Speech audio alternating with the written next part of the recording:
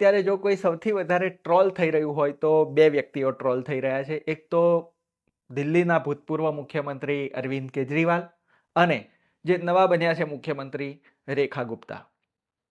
કારણ છે કે એક ટ્રોલ થઈ રહ્યા છે એમની જૂની નીતિઓના કારણે અને એ નીતિઓમાં નિષ્ફળ થવાના કારણે, અને નવા મુખ્યમંત્રી જે ટ્રોલ થઈ રહ્યા છે એમના જૂના ટ્વીટ્સના કારણે, જેમાં તેમણે બિલકુલ કહેવાય ને એકદમ હલકી ભાષાનો પ્રયોગ કર્યો છે.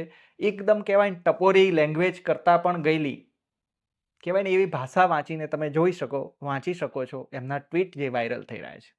બિલકુલ આ ભાષા એક મુખ્યમંત્રી તરીકે એમને શોભે નહીં. એટલે લોકો અત્યારે એ જૂનું જે એમનું ટ્વીટ કરેલું હશે જે બી લખાણ તેને વાયરલ કરી રહ્યા છે. બીજું કે મુખ્યમંત્રી બનતાની સાથે એ સહી કરી રહ્યા છે એવો એક વિડીયો વાયરલ થઈ રહ્યો છે, અને સહી કરતાં કરતાં પેનનું જે ઢાંકણ હોય એ ખોલ્યા વગર જ સહી કરી રહ્યા છે. તો આ બધું બતાવી રહ્યા છે લોકો કે જો એમને પેનનું ઢાંકણ ખોલ્યા વગર સહી કરવાનું એક્ટિંગ કરી રહ્યા છે ને આ ને તે ને બધું.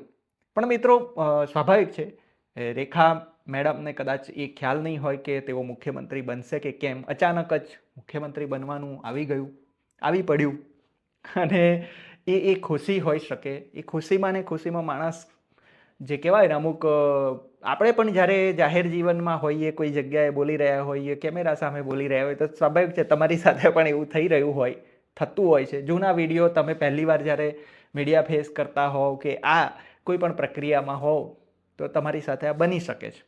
આ બધું અત્યારે મીડિયામાં ચાલી રહ્યું છે.